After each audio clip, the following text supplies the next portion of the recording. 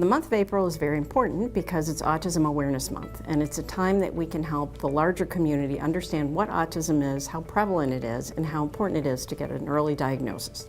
There has been a definite increase in the diagnosis of autism, and people wonder, is that because we are seeing more of it, or is it because we have better diagnostic tools? And what we understand from the research is basically it's both. We are seeing an increase in the diagnosis, and we also do have better diagnostic tools. It's critical that families get an early diagnosis for their child if they feel they are not meeting those developmental milestones. Years ago, you had pediatricians who would say, oh, well, it's just a delay and every child progresses at a different rate.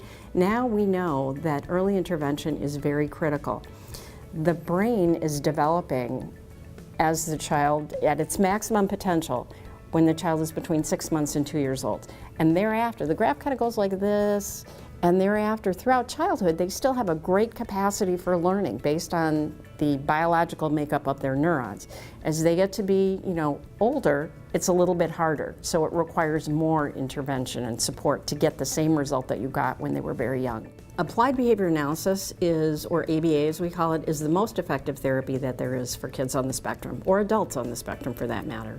There are many, many treatments out there. There are, if you open up a page and you Google autism, you'll find a myriad of various treatments. However, the only one that is evidence-based, based on years of studies and research, is applied behavior analysis. And applied behavior analysis is really just the essence of learning. It's how we've taken how people learn a particular behavior and we've dissected it into different tools and techniques, and that's what a behavior analyst does. Behavior analyst is your friend if you have a child with autism, because they're the ones that will help you to develop that program that will help that child make progress. Our founder, Steve Kaufman, has an idea about ultra-early intervention. And he has done some various research, and what we know is that there are certain correlations between significant behavior patterns at 6 months of age, and there's new research being done all the time.